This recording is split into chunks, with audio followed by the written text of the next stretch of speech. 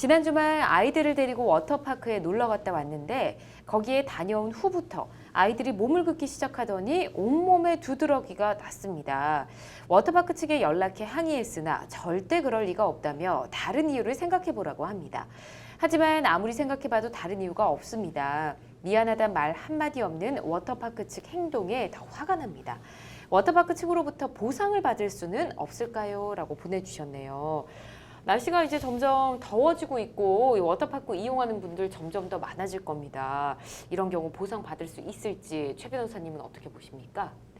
예, 일단 인과관계만 입증이 된다라고 하면 입증 손해를 보상받을 수 있는 길도 있을 것 같아요. 그러니까 워터파크가 일단 몸에 두드러기가 났다라고 했는데 두드러기가 발병한 이제 원인을 알아야겠죠. 그렇죠. 이제 그거는 워터파크가 거기 이제 소독약이나 이런 것도 많이 넣을 거 아니에요. 그런 그렇죠. 것들이 잘못 너무 과다하게 들어갔다든가 아니면 안 들어가야 되는 약품이 들어갔다든가 그래서 두드러기가 났다라고 한다면 이제 분명히 배상 책임은 있겠죠.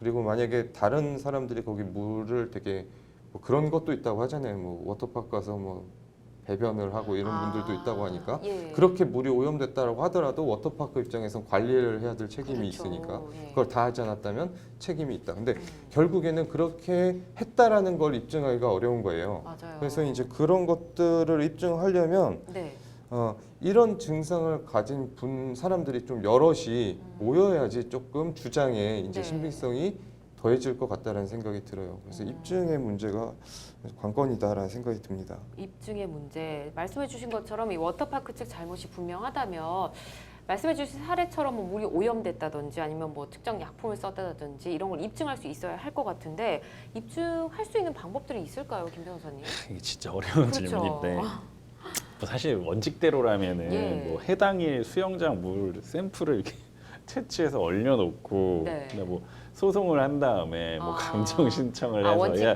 해야 될 텐데 사실상 불가능하죠. 사실 갔다 와서 이미 이제 벌어지는 일들이고 두드러기게 생기는 것도 그래서 사실 이게 입증하기가 굉장히 힘들 것 같아요. 실제 소송으로 한다면은 거의 불가능하다고 생각을 하고 다만 차선책이라고 한다면 이제 PA에서 최대한 빨리 한국 소비자원이나 또는 소비자 단체들 쪽에서 이제 피해 사실을 신고하고 좀 수질 검사를 촉구를 해서 그래서 어쨌든 이런 피해가 발생했으니까 여기 좀 수질 검사를 좀 해달라. 사실 또 이게 또 권리는 없는데 이 소비자원에서 이렇게 할 권리는 없어요. 사실 왜냐하면 그냥 지금 이 관련 법률상으로는 사업자가 그냥 자체적으로 수질 검사를 하도록 돼 있거든요. 수질 검사하고 매월이든 어쨌든 정기적으로 그냥 사업자가 하고 그 결과를 이렇게 공시하도록 돼 있는데 그러다 보니까 책임주체도 불분명하지만 그래도 어떤 그런 이제 소비자 단체나 이런 쪽에서 이제 워터파크 쪽에 얘기를 하면 아무래도 이제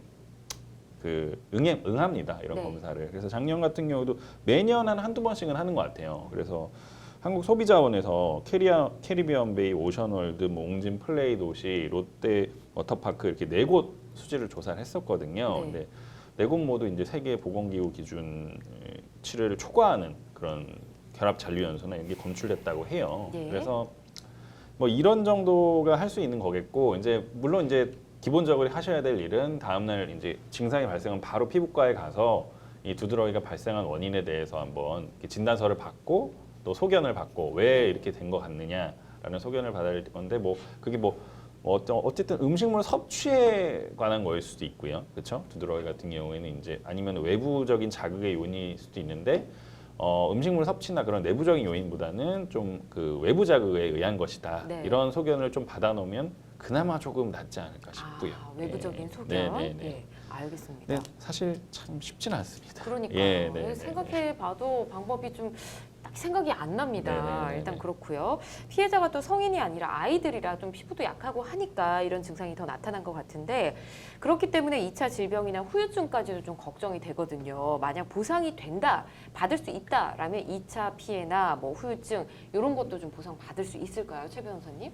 네, 후유증도 기본적으로 인과관계 기존에 1차적으로 발병했던 이제 원인이 돼서 이제 후유증이 발생했다라고 한다면 네. 결국에는 후유증에 대해서도 보상을 받을 수가 있습니다. 그렇군요. 입증이 어렵긴 하지만 일단 그런 피해가 있다라는 진단을 받거나 아니면 뭐 이후에 그런 증상들이 나타난다면 그런 소견서도 잘 받아놓으셔야 할 것 같습니다.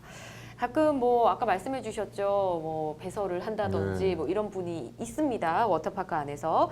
이런 행동들 때문에 결국 물이 더 오염이 되는데 적발하기가 좀 힘들긴 하겠지만 만약 적발한다면 처벌할 수 있겠죠? 당연히.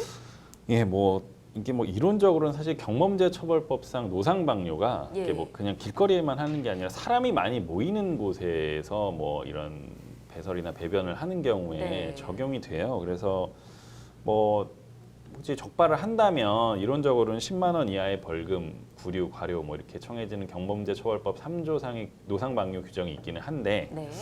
뭐 실제로 이게 적용된 사례가 있는지는 잘 모르겠습니다. 일단은 네, 예. 알겠습니다. 찾기가 좀 쉽지는 않겠지만 일단 발각이 된다 하면 처벌을 받을 수 있다는 예, 거. 가능성이 있는 것 같습니다. 알겠습니다.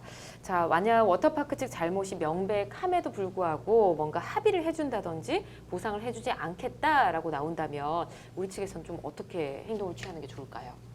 결국 이런 워터파크 같은 경우에는 다 기본적으로 보험 가입이 의무일 거예요. 예. 그래서 보험사를 상대로 결국 합의를 진행하게 되지 않을까 싶은데요. 네. 만약에 그거에 대해서 인정을 하지 않는다라고 한다면 결국에는 뭐 민사소송을 제기하셔야 되고 네. 소송을 왜 한다라고 한다면 뭐 한국 소비자원도 있을 수 있겠고 뭐 보험사라고 한다면 뭐 금융감독원 예. 이런 데다가 뭐 민원을 제기해서 이제 도움을 요청하는 것도 방법이겠습니다. 알겠습니다. 일단 여러 가지 방법을 다 생각해 보시고 가능성을 좀 열어두시기 바랍니다. 이렇게 말씀드리고요.